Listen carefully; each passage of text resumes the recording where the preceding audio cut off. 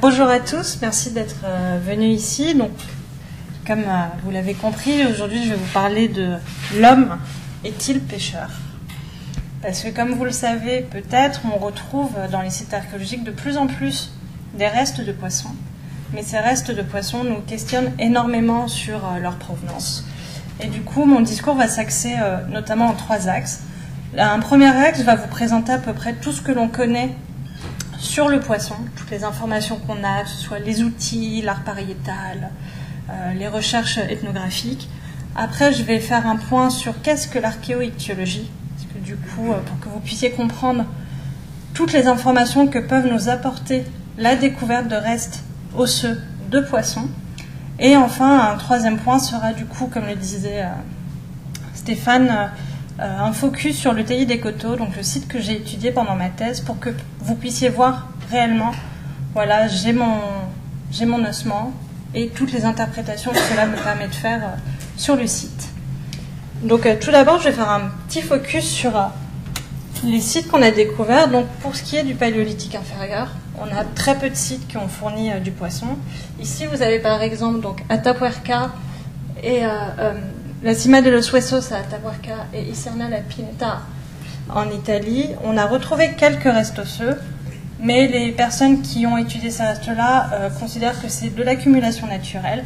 Donc pour l'instant, au paléolithique inférieur, on ne sait pas si l'homme a sciemment consommé du poisson. En tout cas, on n'en a pas retrouvé en contexte archéologique. Vient ensuite le paléolithique moyen, notamment avec la période moustérienne. Donc on peut voir que on a quelques sites où des restes de poissons ont été retrouvés. Et ces sites ont notamment été étudiés par les DES et Olivier Le Gall. Et pour la période qui nous intéresse un peu plus, le paléolithique supérieur, donc on peut se rendre compte que le nombre de sites ayant fourni des restes de poissons a quand même grandi de manière assez exponentielle. Et on est, ça je vous en reparlerai plus tard, mais on peut voir que c'est quand même plus le sud de l'Europe qui a permis de mettre au jour ces restes de poissons. Donc au niveau des traces de poissons, on a un site qui est plutôt très intéressant, qui s'appelle le site de Bois des Brousses.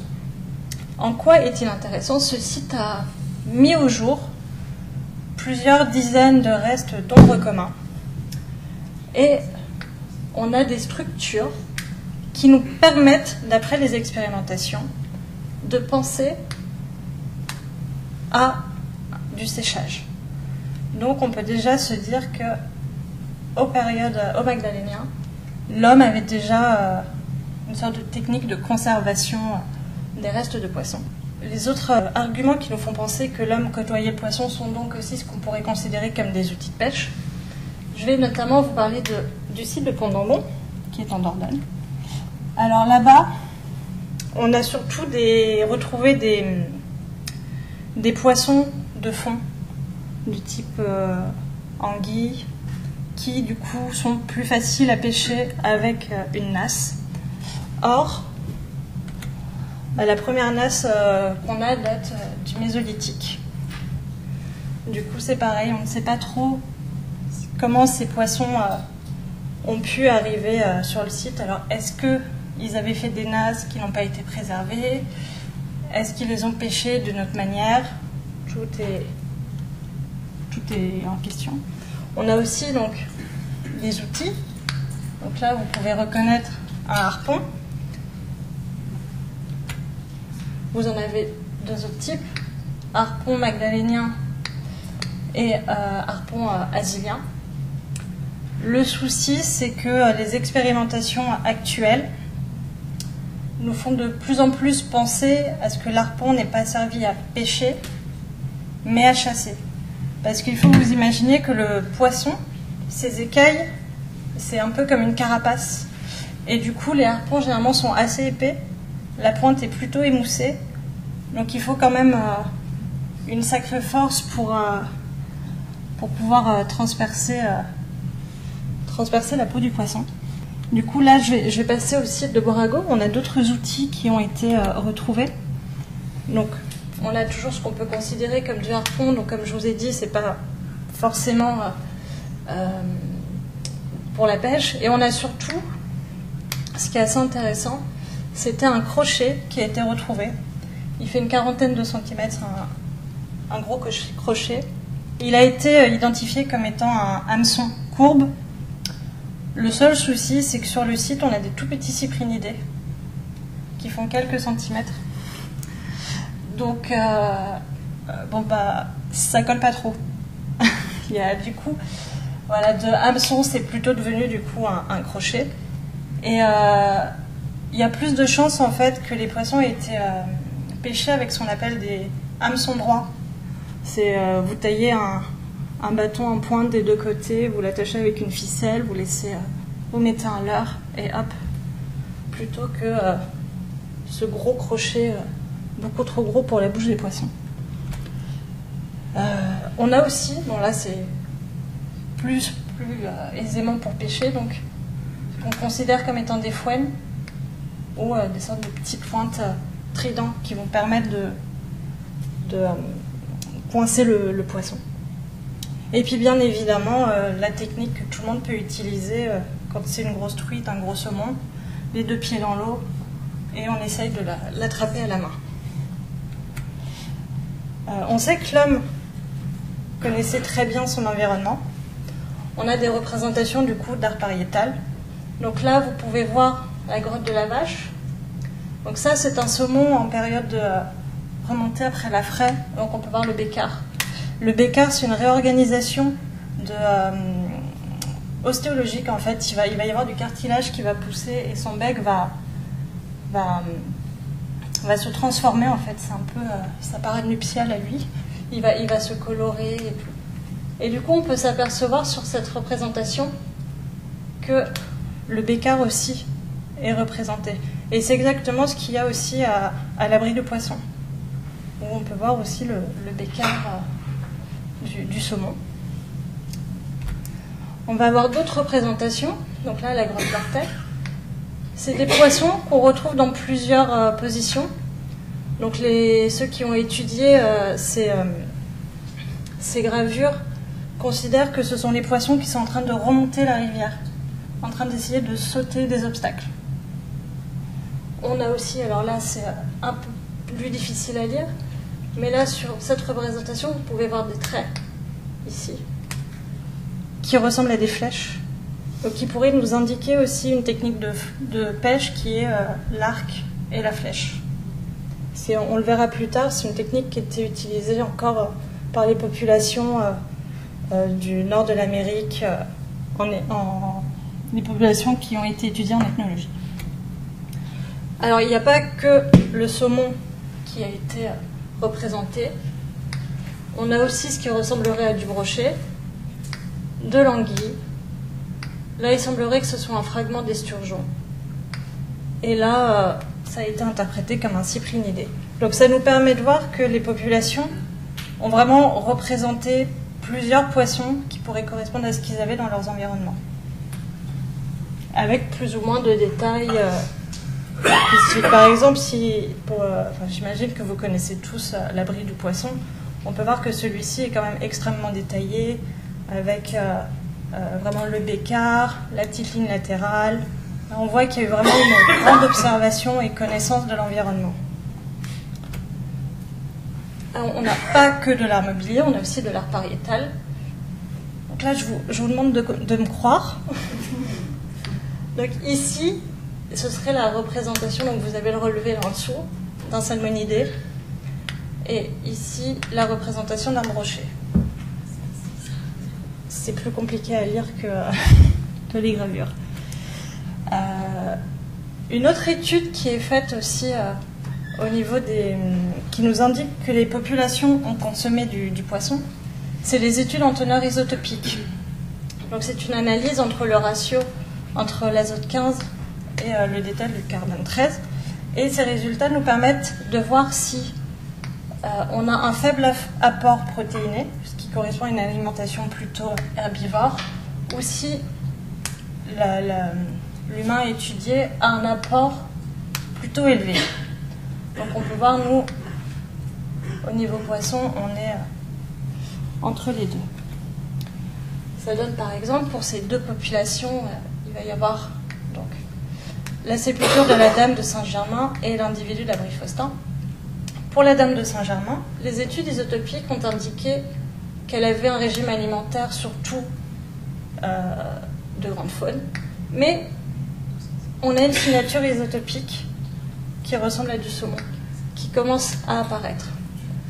Alors que, quelques temps plus tard, l'individu de l'Abri Faustin, on peut voir que les ongulés sont toujours présents, mais que les teneurs en isotopes indiquent une plus grande consommation de poissons. Donc ce sont deux sites datés du Magdalénien. Celui-ci est plus récent. Ils sont tous les deux dans l'estuaire de la Gironde et on peut observer du coup, une différence dans l'alimentation qui s'est mise en place. Bon, alors, sur deux individus, c'est difficile de faire des conclusions, de vraies conclusions, mais on peut déjà voir voilà, que le spectre de poissons a évolué. Et donc, je vous parlais de l'ethnographie. L'ethnographie nous sert beaucoup du coup à essayer de comprendre ce qu'on a d'un point de vue archéologique. Donc là, vous pouvez voir au niveau de la pêche, eux, bon, ils creusent un trou, ils ont un petit hameçon droit, une ficelle, ils récupèrent leur poisson. Donc ce qui pourrait aussi correspondre à nous, le hameçon droit, la ficelle, à ce qu'on fait aussi. Là, on a une structure qui fait penser à du séchage, qu'on pourrait éventuellement mettre en lien avec ce qui a pu se faire à Bois des Brousses et à d'autres endroits où on n'a pas la trace. Là, ils utilisaient ce qu'on appelle un club, c'est un grand bâton qui servait à assommer le poisson. Et leur raquette servait d'épuisette. Et le souci, en fait, quand on regarde, c'est que tout ce matériel est en bois, donc périssable. Donc, ne se conserve pas. Du coup, là, maintenant, je vais vous parler de ce que c'est. Donc là, je vous ai fait un petit topo de tous les indices qu'on avait sur le poisson, mais pas d'un point de vue osseux. C'est vraiment tout ce qu'on connaît, les outils, l'arpent. Maintenant, moi, ce qui m'intéresse le plus, c'est vraiment l'ossement. Donc, l'archéoïctologie, c'est l'étude des restes osseux de poissons retrouvés en contexte archéologique. Pour cela, j'ai deux types de restes. Les restes osseux, donc j'ai des restes crâniens, des restes vertébraux. Et j'ai mes petites écailles. J'ai déjà fait la blague cet après-midi, mais je la refais, c'est mon petit tas de cornflakes. Pour collecter le matériel, on a deux manières de faire. On participe aux fouilles, on fait un petit tamisage à l'eau pour ne pas abîmer les ossements, et après on trie, patiemment. On sépare la grande faune, la microfaune, les poissons. Et puis après, quand on reprend des fouilles anciennes, on est en dépôt. Donc on essaye de retrouver notre petite boîte qui nous intéresse. Quand on a de la chance, c'est déjà plus ou moins pré-trié. Sinon, on retrie. Je vous ai mis une échelle là, je ne sais pas si vous voyez, il y a un petit stylo. Donc voilà, donc là c'est tous les refus de tamis et qu'on retrie comme si on était en fouille pour espérer trouver les 3 petites vertèbres de poissons qui nous avaient échappé.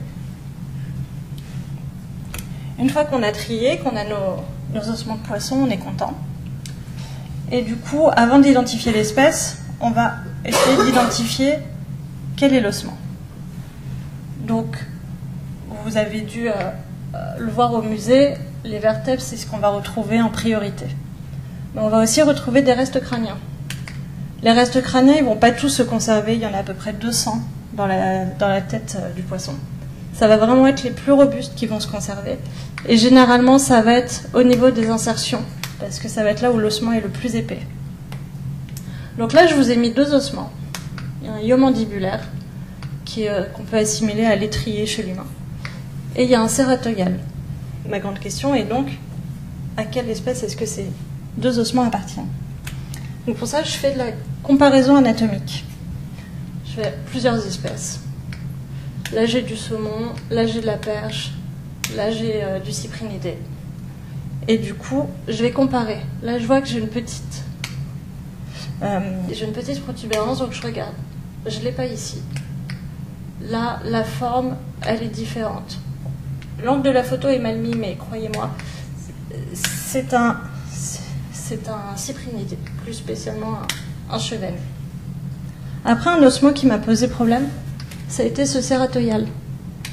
En collection, je n'avais rien qui avait cette petite branche. Alors au début, je me suis dit, bon, c'est peut-être un poisson qui a été malade, un petit souci ostéologique. Et puis en discutant avec des pêcheurs, des potentiels poissons qu'il pouvait y avoir dans les rivières du courant vif et puis les rivières froides, ils m'ont fait, mais il existe aussi du corrigan, qui n'est pas de lac, mais de rivière, qui n'existe plus actuellement en France. Le corrigan oxyrhynque, qu'on retrouve en Scandinavie. Et bingo, c'est la seule espèce qui a ce petit arc-là. Alors ce bout d'os, il m'a pris 3-4 mois avant de pouvoir l'identifier. Donc là, je suis contente, j'ai identifié mes ossements. Sur mon matériel, j'avais aussi des petites écailles. Donc là, vous avez l'archéologie, là, vous avez l'écaille actuelle. Donc c'est de l'ombre commun. On peut s'apercevoir que les écailles, on peut juste les identifier par la partie supérieure. C'est-à-dire que si mon écaille elle est fragmentée en morceaux, je vais juste la compter et je ne vais pas aller plus loin. Et là, sur ces deux écailles, on va s'apercevoir aussi, c'est la même espèce, hein. Mais là, celle-ci, elle n'a pas la même forme que celle-ci, et celle-là, elle a un petit trou. C'est des écailles qui appartiennent à la ligne latérale du poisson.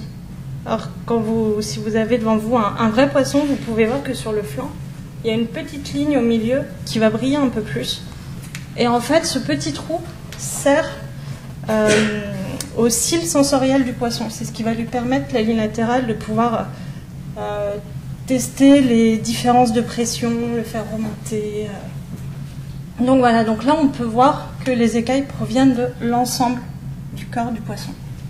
Et du coup, maintenant on va s'amuser avec les vertèbres, qui du coup est le matériel le plus abondant sur les sites, mais aussi pas le plus simple à identifier. Alors au paléolithique, il y a 99% de salmonidés, de la truite ou du saumon. Alors on va faire un petit jeu. Là, vous avez la truite. Là, vous avez du saumon. Dans la littérature, les alvéoles de la truite sont mieux organisées que celles du saumon. C'est une vertèbre de truite ou de saumon? Voilà. Donc on peut se rendre compte que c'est quand même assez difficile, c'est très arbitraire. Surtout que moi je trouve que par exemple pour le saumon, celles-ci sont quand même mieux organisées que celles-là, mais du coup c'est assez subjectif. Donc pour ça on a plusieurs méthodes quand on a le temps.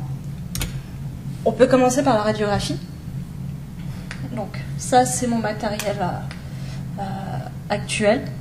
Donc là vous avez les vertèbres caudales, la truite qui est entourée en vert, le saumon qui est entouré en vert et la truite qui est entourée en rouge. D'après la littérature, la radiographie en fait nous permet d'observer la structure interne de la vertèbre. La littérature nous indique que la truite, sa structure interne est un X. Pour le saumon, la structure interne est un X, sauf après la migration où ça devient un double I. Le seul problème, c'est que là, j'ai que des X. Donc est-ce que c'est de la truite ou du saumon avant migration? Ça n'a pas beaucoup avancé au niveau de ma détermination. Donc là, j'ai fait autre chose. Donc ça, c'est pendant ma thèse, j'avais du temps. Parce que ça, sur un chantier, sinon on n'a pas le temps, parce que ça demande énormément de temps, de collection de références et tout. J'ai fait ce qu'on appelle la morphométrie géométrique. La morphométrie géométrique, c'est je prends mon squelette actuel et je photographie toutes les vertèbres de tous mes spécimens. Je devais avoir à peu près 10 truites et 9 saumons qui ont chacun entre 58 et 61 vertèbres. Donc ça fait quand même quelques photos. Il faut prendre toutes ces photos de la même manière pour pouvoir observer en rouge les points homologues, c'est-à-dire que c'est des points, des critères anatomiques qui se retrouvent sur toutes les vertèbres. Et ensuite, avec le logiciel, je vais mettre en vert les points de contour. Donc ensuite, j'ai un logiciel qui, je vais lui demander, tu m'enlèves le critère de taille pour que je puisse tout comparer, tu me fais des petites formules mathématiques magiques, et tu me sors des pourcentages de réattribution. Donc effectivement, là, on peut savoir que cette vertèbre, elle a une forme qui tend plus à être truite que saumon. Donc on est content, mais là, ça m'a pris un an. Voilà. Et on peut le faire aisément sur des vertèbres complètes. C'est un peu plus compliqué dès que la vertèbre commence à être cassée. Donc, la morphométrie géométrique est très simple à utiliser une fois que tout le référentiel existe, mais c'est pas une technique qui est pratique à utiliser quand on a 2 semaines pour étudier le matériel. Mais voilà, du coup là, je vous ai montré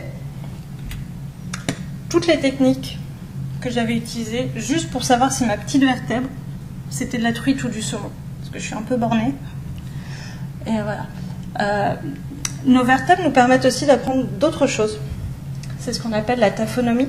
La taphonomie, c'est toutes les altérations qui vont toucher l'ossement avant, pendant et après son enfouissement. Là, par exemple, ici, c'est une vertèbre de bar européen, actuelle. Là, c'en est une archéologique. Elle a été écrasée, menduquée. Donc on sait que c'est un poisson qui a été mangé. Après, qui l'a mangé, ça c'est une autre question. Là, j'ai une vertèbre qui a été blanchie. C'est une vertèbre brûlée.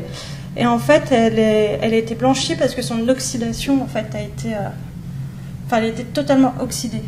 Parce que la vertèbre, quand elle va brûler, elle va devenir noire, du charbon. Et plus la température de chauffe augmente, elle va tourner, elle va devenir blanche. Donc ça nous donne des indications, plus ou moins, après il y a des études qui existent, ça va nous donner des indications concernant la température du feu. On a aussi d'autres traces. Alors bon, là, j'avoue, j'ai triché un peu, c'est pas du paléolithique. On a ce qu'on appelle des traces de découpe qui nous indiquent que l'homme a eu une action. Bon, moi, j'en ai encore jamais trouvé au paléolithique, mais là, ça vous permettait quand même de voir. La vertèbre, notamment de Salmonidés, étant très poreuse, avec tous ces petits trous, elle a tendance aussi à capter tout son environnement. Et là, du coup, elle a plein de colorations noires de manganèse. Alors, ça fait des vertèbres très jolies, mais c'est horrible quand on veut étudier les traces, parce qu'on ne voit plus rien. Et pour les altérations de surface, moi, je me suis amusée aussi de temps en temps à les passer au microscope électronique à balayage, qui permet vraiment de faire des zooms sur la surface et d'observer s'il y a des stigmates, comme par exemple des fissures de digestion,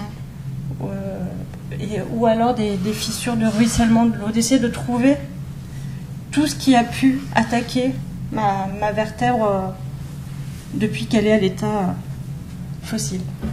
Si on revient à nos petites écailles, elles vont pouvoir nous donner de très grandes informations, notamment sur la saison de capture de mes petits poissons. Alors ça se fait aussi avec des vertèbres ou les opercules du poisson, mais c'est plus compliqué à lire parce que l'écaille va être plate, donc plus simple à lire au niveau du microscope. Le seul souci, c'est qu'il faut que l'écaille soit complète. Là, sur le site du TI des Coteaux, j'avais à peu près 3 à 4 000 écailles.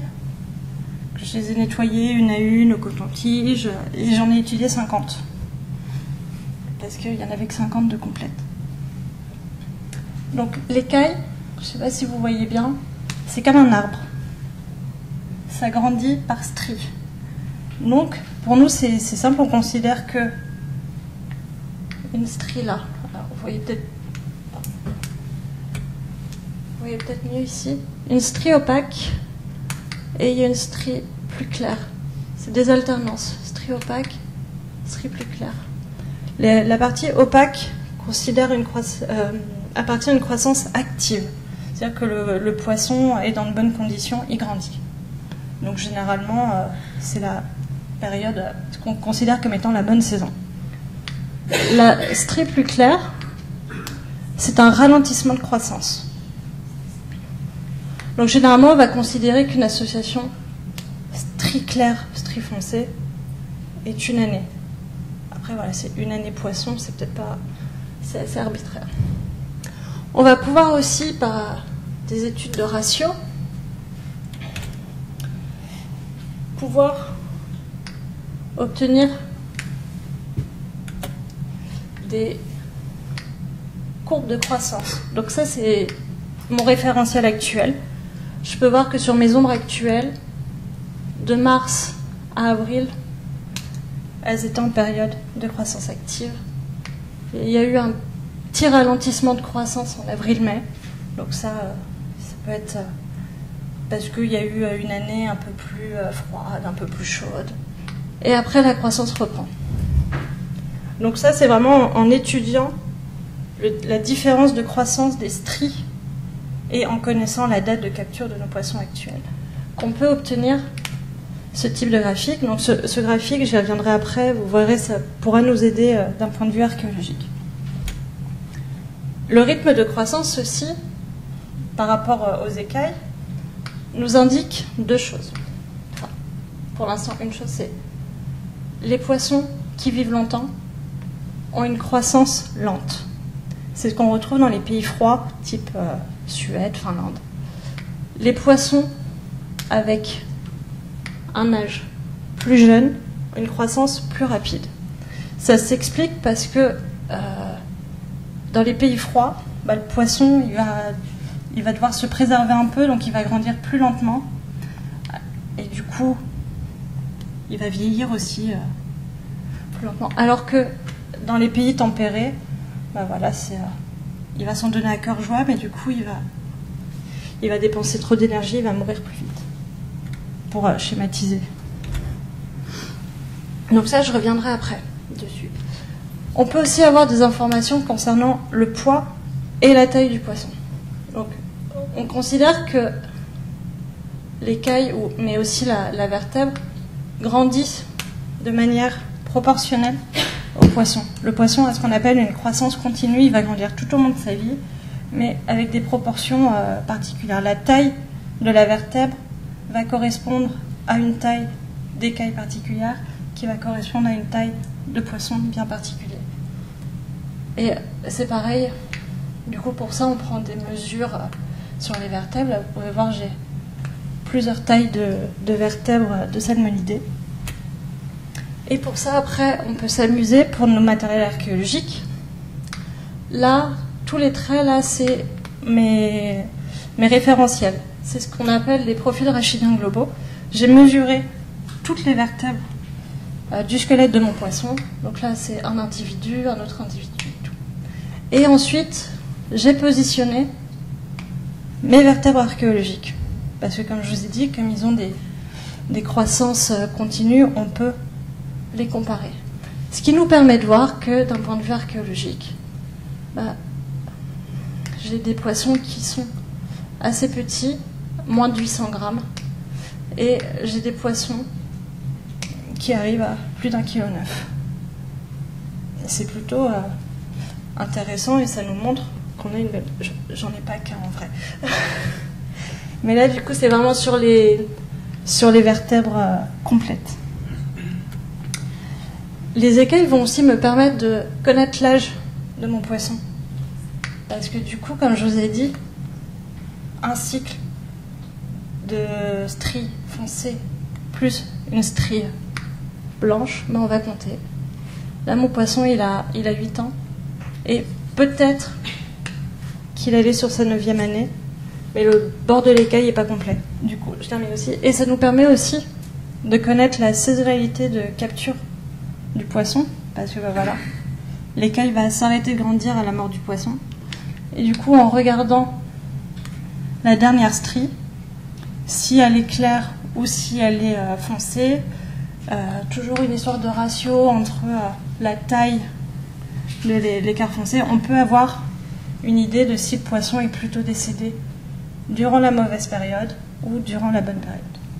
Vous avez une petite question ? Deux questions sur le corédone. Est-ce que vous en avez trouvé des restes relativement nombreux au Magdalena ?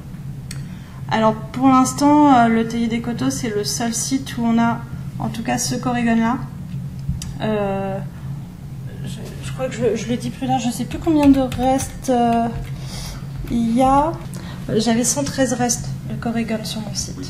Et est-ce que vous pouvez estimer leur taille pour les corrigones? Alors du coup, là, je ne l'ai pas fait parce que j'avais qu'un seul spécimen en collection. Il faut en avoir plusieurs pour pouvoir faire des ratios. Oui. Donc, la suite, c'est plutôt une information. Il n'y a pas que des corrigones de rivière, il y a aussi des corrigones de fleuve. En Sibérie, il existe un corrigone que les Russes appellent Strogamine. Il vit dans la Kolyma, c'est juste le 7e fleuve le plus puissant du monde. C'est des corrigones, de ce que j'ai vu, qui font au-delà de 50 cm de long. ouais. Et c'est pas spécialement bon. Et les Russes en raffolent, parce qu'il a un intérêt physiologique. C'est que c'est un poisson qui ne supporte pas la chaleur, entre guillemets. Donc en été, il migre dans les estuaires de ces grands fleuves, Yenisei, Indikirka, Lena et Kolyma. Donc il est dans la mer polaire bien froide. Ouais. Et il migre en hiver pour se reproduire quand les fleuves sont à des températures terrestres de -50. Et d'après ce que j'ai compris, des scientifiques russes ont testé pourquoi ce poisson pouvait faire ça. C'est qu'il est gorgé d'une chaîne de sucre qui ferait office d'antigel. Et c'est pour ça que les Russes se gavent de strogamine. C'est que c'est un poisson ils mettent ça sur la fenêtre, donc il fait -55 dehors. Il suffit de le rentrer 5 minutes dans la maison à 15 degrés. Et on peut découper des lanières de viande comme si c'était frais. Et ils mangent ça en apéritif. Et l'intérêt, c'est que comme il est gorgé de sucre antigel, ça leur permet de mieux résister au froid. D'accord. Ah bah du coup, faudrait qu'on essaye voilà, d'avoir un spécimen. Vous allez pouvoir récupérer les informations. De ce que j'ai compris, ce strogamine, c'est un poisson endémique de la Kolyma. Mais il y a tous les grands fleuves russes qui ont... D'accord, ouais, donc c'est endémique, ouais. Une question par rapport à la détermination truite-saumon. Oui. Le saumon est migrateur et qui grandit en mer, ce serait pas plus simple de faire de l'analyse isotopique? Après, j'imagine il y a la truite de mer aussi. Pardon? Il y a de la truite de mer aussi. D'accord. Qui migre aussi comme le saumon. Ça, vous pouvez différencier avec la morphologie des restes? Ah non, ça serait trop facile. Mais non, et puis et c'est comme tous les analyses isotopiques ont un coût. Et du coup, c'est vrai que nous, pendant ma thèse, en fait, on a essayé de mettre en place des méthodes d'analyse qui coûtaient pas forcément grand-chose. C'est pour ça que moi, j'ai eu la chance d'avoir accès à un matériel de radiographie, à un MEB électronique et tout, qui sont des choses qui aussi... généralement, on n'y a pas accès forcément gratuitement, mais nous, on essaie de faire le maximum d'études qu'on pouvait pour ensuite pouvoir dire aux gens, testez ça, c'est ce qu'il y a de mieux. Mais après, c'est comme tout, il faut avoir le temps, la collection de références. Moi je prône la morphométrie-géométrie, mais il faut 25 spécimens de chaque, il faut avoir du temps pour prendre tout en photo, pour tout faire. Donc à l'heure actuelle, c'est vrai qu'on a tendance toujours à dire si c'est petit, c'est de la truite, si c'est gros, c'est du saumon. Dans 90% des cas, on ne va pas se tromper, mais il y a toujours des doutes. C'est pareil, on a tendance à dire les vertèbres précaudales, donc ça va être les premières vertèbres, sont plus ovales chez la truite que chez le saumon.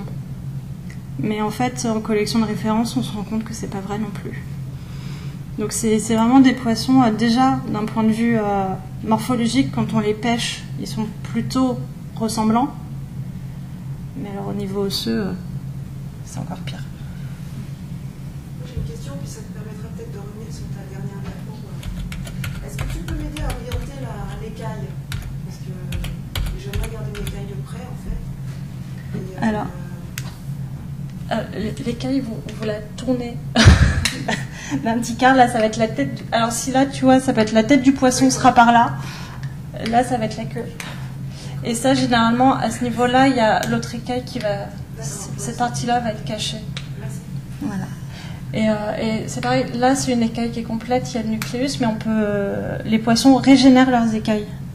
C'est-à-dire que s'il va perdre une écaille, il y en a une autre qui va pousser, mais les stries vont reprendre là où le poisson il a recommencé à pousser généralement. Là, il va nous manquer toute une partie de l'information, parce que ça sera sur l'écaille qui a été perdue. Est-ce que le poisson garde son écaille toute sa vie s'il n'a pas d'accident? Ouais.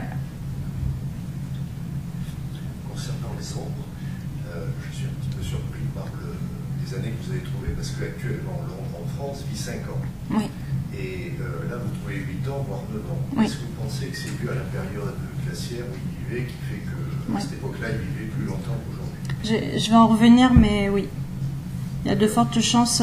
C'est des profils qui correspondent typiquement à ce qu'on retrouve actuellement dans les rivières suédoises, finlandaises. Voilà. Actuellement, ils vivent plus longtemps dans les rivières finlandaises et suédoises par rapport à la France. Ouais. C'est vraiment 5 ans, c'est 5 ans et demi grand maximum. Ouais, ouais. D'accord. Et ces ombres, vous les avez trouvées sur la Vienne uniquement ou un peu partout dans le sud-ouest?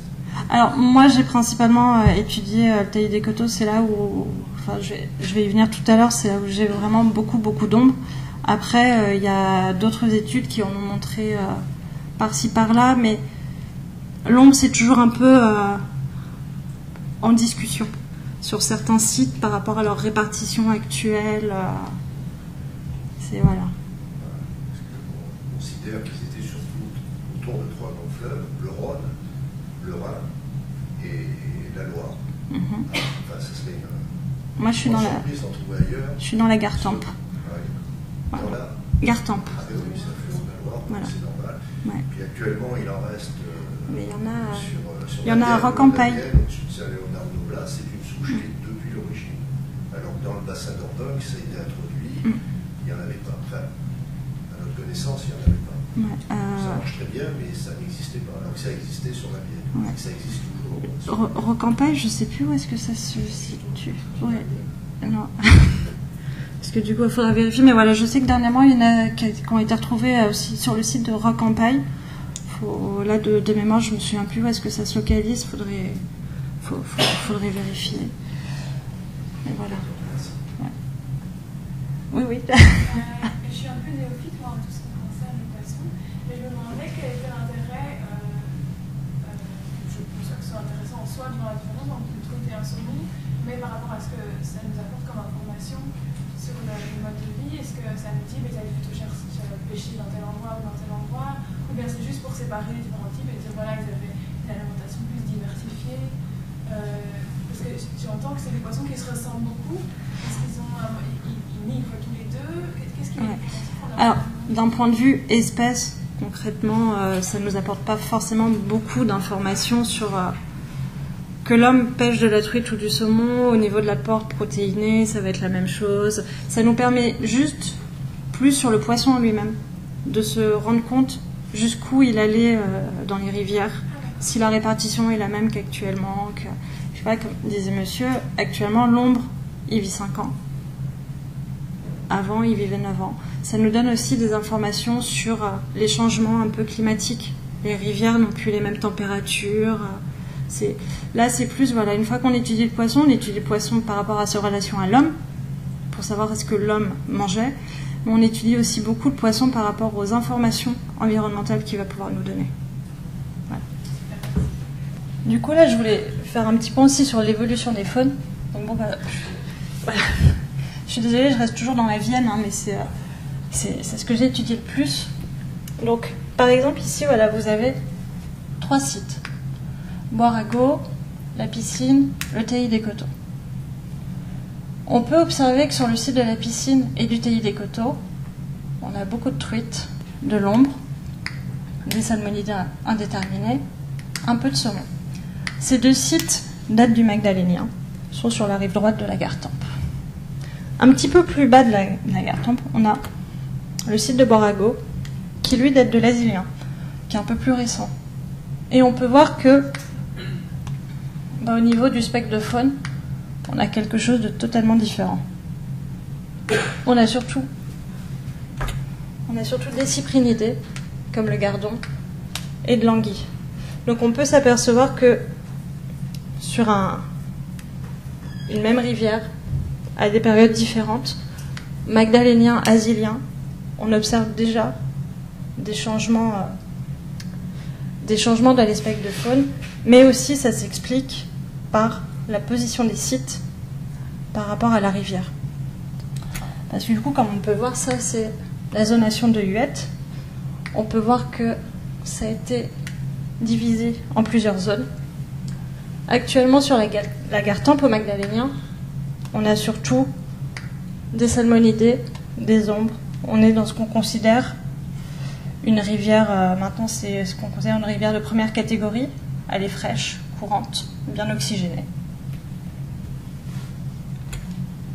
Alors qu'actuellement, on a surtout des cyprinidés. Ce qui nous montre que la Gartempe, entre le Magdalénien, il y a 40 000 ans, et aujourd'hui, elle a évolué. D'une rivière courante, fraîche, bien oxygénée, elle est passée à une rivière beaucoup plus calme et tempérée. Du coup, le spectre de faune qui l'occupe a changé, parce que les poissons sont quand même assez exigeants. Ils ont besoin d'un certain taux d'oxygène, d'une certaine température pour pouvoir évoluer. Les restes de poissons, du coup, ça va revenir sur votre question. Ça nous permet aussi d'avoir des indications au niveau de la répartition des espèces. Là, on est en période fin de glaciation. On peut s'apercevoir que on a surtout des espèces qui sont dans le sud, parce que là, il y a un glacier, alors qu'avant, en pleine glaciation, il y avait très peu d'espèces. Et en période de reconquête, les espèces, elles commencent à se répartir de nouveau. Et du coup, ça nous fait une Europe divisée en deux.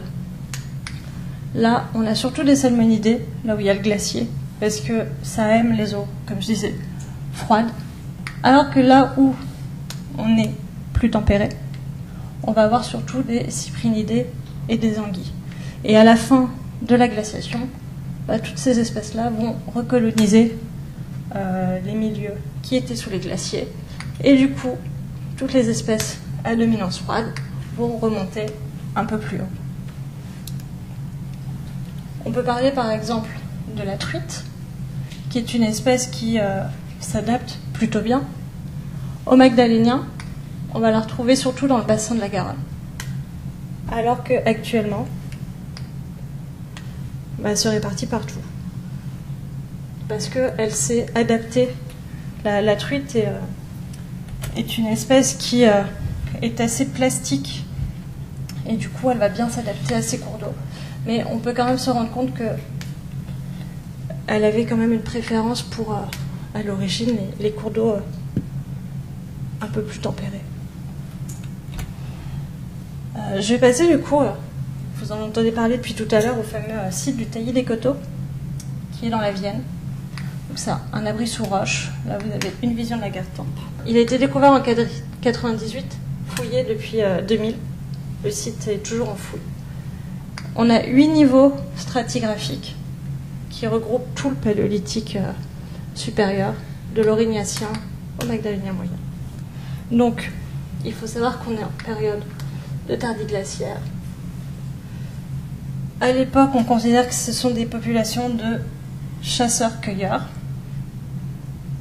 pêcheurs, peut-être. Donc, la chasse, c'est leur activité principale de subsistance. Et à cette période, on a des importants phénomènes de changement climatique. Donc, on est dans un environnement froid, sec, typique de ce qu'on peut retrouver dans les environnements typiques. Sur le site, alors ça fait un peu mal aux yeux, le site de Taillis des Coteaux, du coup, voilà, toutes les couches stratigraphiques, toutes les espèces qui ont été identifiées.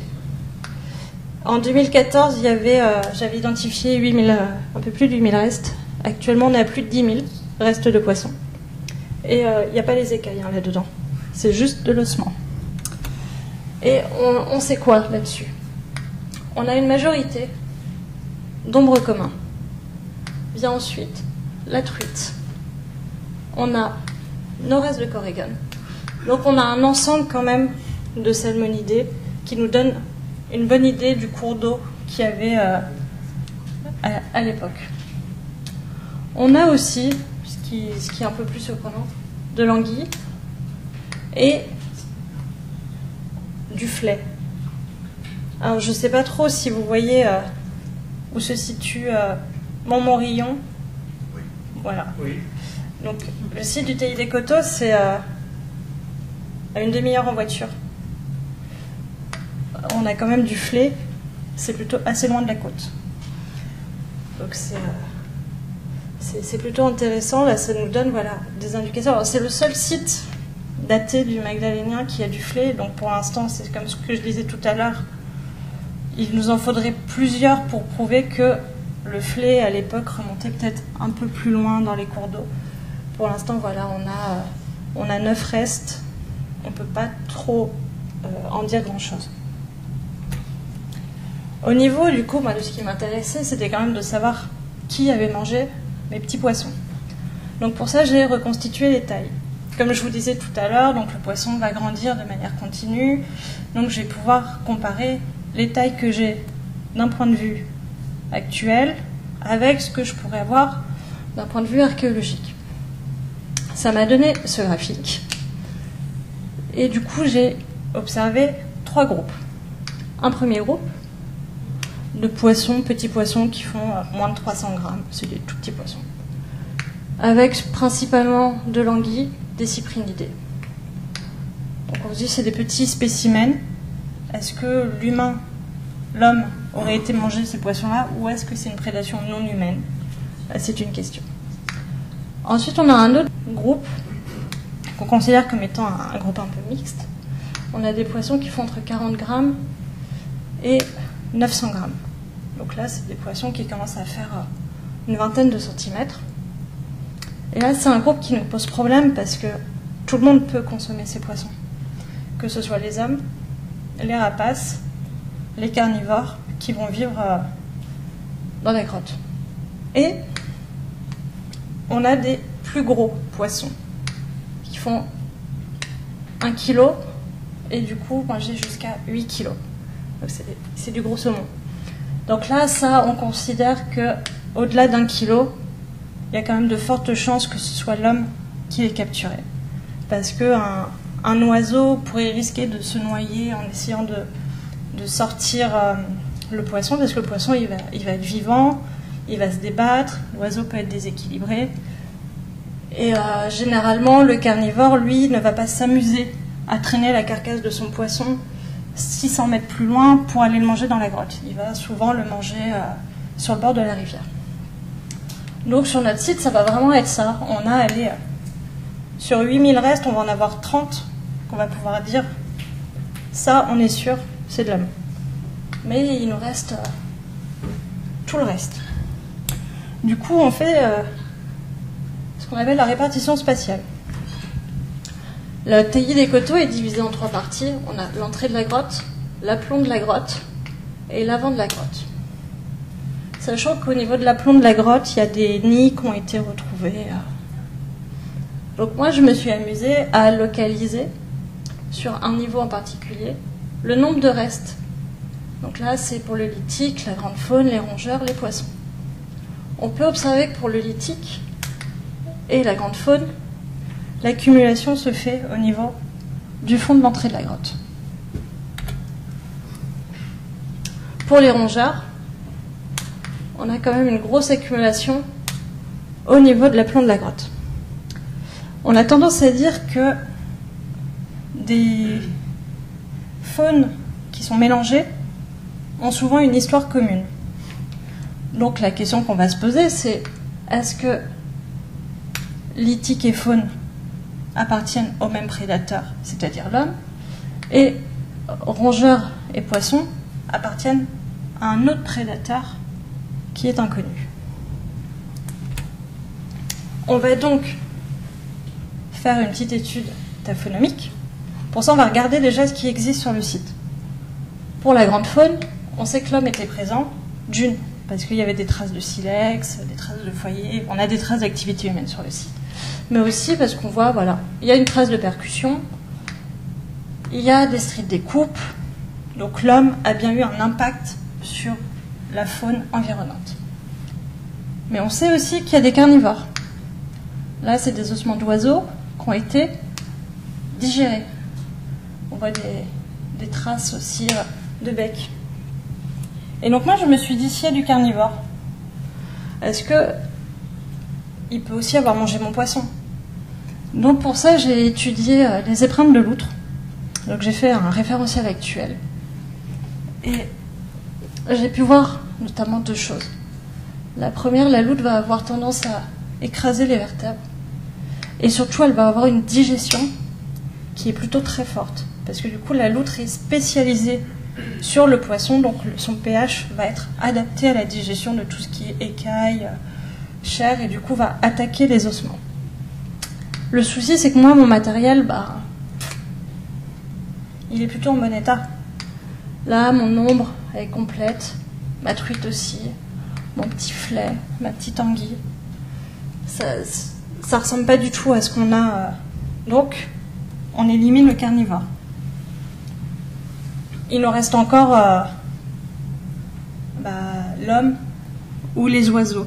Alors, je ne l'ai pas mis là, mais depuis, j'ai aussi étudié les réjections de goélands et les pelotes de hibou grand-duc en tant qu'un rapace diurne et un rapace nocturne qui, eux aussi, vont avoir des pH de digestion différentes. Et les goélands vont aussi extrêmement digérer leurs ossements, alors que le hibou ne va laisser aucune trace. À part un petit lustré de temps en temps sur la vertèbre, le seul souci, c'est qu'un lustré sur une vertèbre peut aussi être créé par l'écoulement de l'eau. Donc à l'heure actuelle, on peut du coup ne toujours pas différencier l'homme de l'oiseau, de l'écoulement de l'eau en fonction des traces. On va aussi du coup, donc, comme je disais, faire une petite saisonnalité pour savoir quand est-ce que nos poissons sont venus sur le site. Donc pour ça, on va regarder déjà ce qui a été fait sur les autres grandes faunes. Donc il y a eu des études au niveau des mandibules de renne qui nous indiquent, parce que là on sait clairement que c'est l'homme qui a chassé, donc ils vont nous indiquer que l'homme était dans la grotte durant au moins la bonne saison. Mais on a aussi retrouvé des coquilles d'œufs, là de l'os médulaire appartenant à l'oiseau, qui nous indique que les oiseaux étaient aussi présents dans la grotte à la bonne saison. Ce qui ne nous aide pas trop à avoir une idée de nos prédateurs. Du coup, on s'est dit, moi je vais regarder quand est-ce que mes poissons sont arrivés sur le site. Et c'est là qu'on retrouve mon petit graphique avec mes petites écailles. Là, c'est mes écailles archéologiques. Et on peut s'apercevoir que pour la plupart, elles ont été capturées entre mars et mai, du coup, durant la bonne saison. Donc, on est embêté parce que les humains et les oiseaux, ils sont aussi présents sur ce site. Et donc, je reviens à votre question. Donc là, c'est mes vertèbres archéologiques. Et on peut rendre compte qu'elles sont quand même au niveau des référentiels comme ce qu'on trouve en Suède ou en Finlande. Et j'ai quand même... Les spécimens ont entre 5 ans et le plus grand, c'était 9 ans. Donc, ce qui confirme bien qu'à l'époque, on avait quand même des rivières qui étaient beaucoup plus froides que ce qu'on avait maintenant. Et du coup, donc, pour conclure, sur le taillis des coteaux, donc, la répartition spatiale nous indique qu'on a potentiellement 2 prédateurs. Qu'au niveau des études taphonomiques, c'était pas du carnivore. Que la saisonnalité nous indique que l'homme et les oiseaux sont présents en même temps. Donc, voilà, je vous annonce qu'on ne sait toujours pas qui est l'accumulateur du coup de la partie vraiment mixte des poissons qui font une vingtaine de centimètres. Et du coup, au niveau de l'environnement, là, du coup, on a eu un peu plus d'informations. On a une dominance des salmonidés, qui nous indique donc qu'on est dans une rivière type première catégorie, courante, fraîche, bien oxygénée. Et comme on a des poissons qui vivent jusqu'à 9 ans, on a une croissance plutôt lente, ce qui est cohérent du coup avec la température du cours d'eau. Voilà.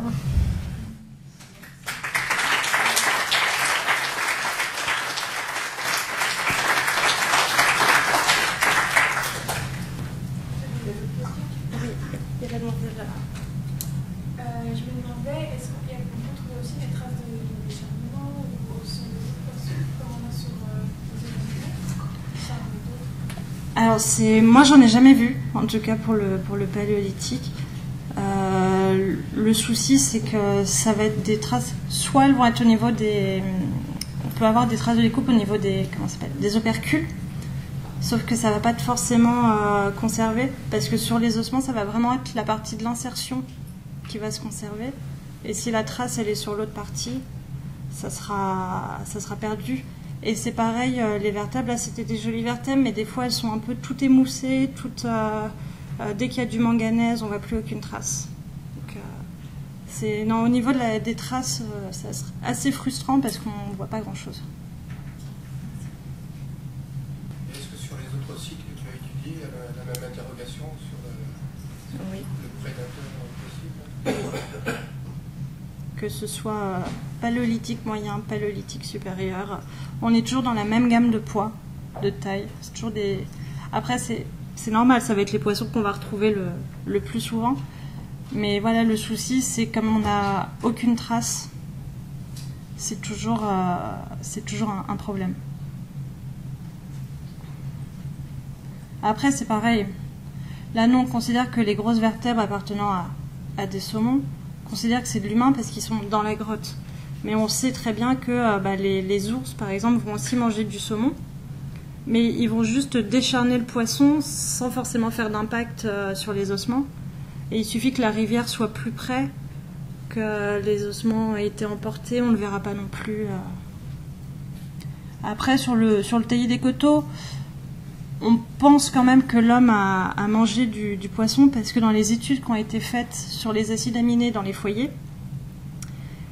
il y a des preuves comme quoi le poisson aurait potentiellement été cuit, sauf qu'il va manquer un acide aminé particulier qui va nous permettre d'affirmer cette hypothèse. Parce que là, pour l'instant, la signature, c'est soit du poisson, soit des plantes. Parce qu'il va juste nous manquer un petit acide aminé. Mais après, on se dit, voilà, il y a 10 000 restes sur le site. Pourquoi pas? C'est plus fragile que des os de mammifères, alors ça c'est très difficile à trouver et à analyser. Alors, plus fragile, oui et non, c'est beaucoup plus petit. Déjà, ça fait pas très longtemps qu'on recherche le poisson sur les sites. L'archéoïchtyologie, ça date que depuis les années 70. Alors que tout ce qui était grande faune existait déjà, ça nécessite du tamisage, donc il faut avoir du temps, et c'est pour ça que c'est plus simple sous abri, parce que du coup ça va être préservé des intempéries. Après, moi j'ai Philippe Bérez, mon directeur de thèse, il travaille aux Émirats Arabes Unis, lui des fois il fouille. C'est un désert, mais il va trouver quand même du poisson qui se sera préservé d'anciens lacs qui existaient auparavant.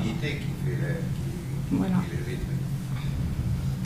Donc, là-bas, il n'y a pas d'humidité, donc c'est ça. Mais ça va être tout, ça va être l'humidité, le piétinement, l'acidité du sol. Si les ossements sont pas enterrés, le soleil va les détruire. Il y a vraiment tout un tas de phénomènes qui vont participer à la bonne préservation ou non des ossements. Au tout début, sur les représentations, je crois que c'était une gravure, vous avez mis la possibilité qu'il y ait un esturgeon qui était représenté, vous n'en avez pas du tout parlé après dans le reste de représentation. Est-ce qu'on a des restes d'esturgeons qui ont été retrouvés, ou vu que c'est un poisson cartilagineux, on n'a pas de traces? Alors l'esturgeon, moi j'en ai vu, j'ai des plaques dermiques. C'est en Belgique sur un site du paléolithique moyen, dont j'ai oublié le nom. Mais Voilà, c'est ça. C'est celui-là. Et du coup, c'est les plaques dermiques qu'on va retrouver. Après, France, du coup, on n'a pas de... j'ai pas... Il y en a peut-être, mais c'est vrai que c'est pas un poisson sur lequel je me suis penchée plus particulièrement. Et puis c'est pareil, à Asclin, c'est deux, trois petits fragments de plaques, mais bon, elles ont déjà la joie d'exister. Ça peut être un indicateur intéressant, c'est un poisson migrateur qui peut devenir très grand. Ouais. Et pour avoir échangé récemment avec M. Béarès, qui m'a demandé des silhouettes de poissons pour l'expo, il m'a dit qu'il n'y en a pas. En France, il n'y en a pas. Oui, voilà. Bah, c'est ça, il me semble que Asclin, c'est vraiment la seule mention qu'on a. Et puis c'est du paléolithique moyen, c'est moustérien.